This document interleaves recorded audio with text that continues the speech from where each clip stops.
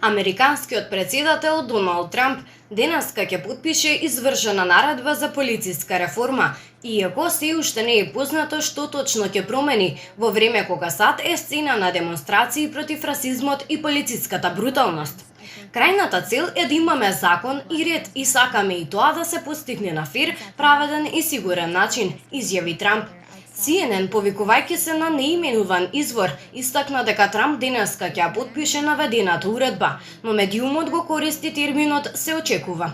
Трамп пак минатата недела извести дека размислува за идејата да вклучи голем број социјални работници во работата на полицијата, но и да постави национални полициски стандарди.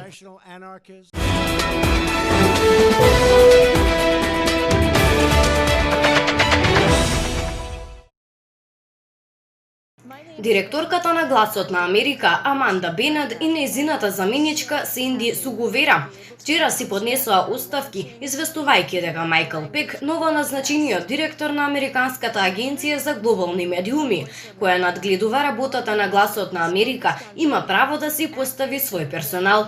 Искусните новинарки Бенет и Сугавера од 2016 година го предводеа Гласот на Америка и значително го проширија опфатот на известување на агенцијата, чии телевизии и радиопрограми се емитуваат на 47 јазици, меѓу кои и македонскиот.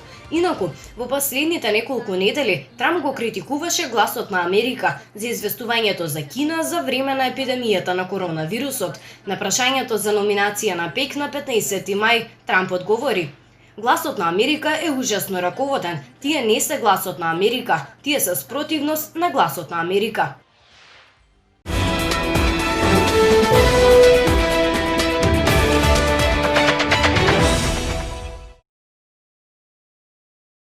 Директорот на Светската здравствена организација Тедрос Аданом изјави дека во последните 2 недели секој ден се регистрираат по повеќе од 100.000 потврдени случаи на коронавирус, претежно во САД и Јужна Азија.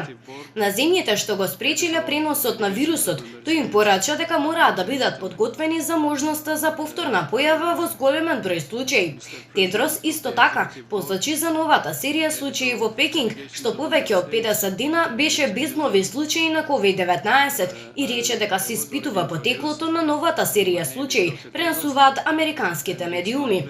Тедрос исто така истакна дека биле потребни 2 месеци за да се достигнат првите 100.000 пријавени случаи, а сега тоа е дневна норма. Речиси 3/4 од новите случаи секој ден доаѓаат од 10 земји, претежно од Јужна Азија и Америка, рече тој.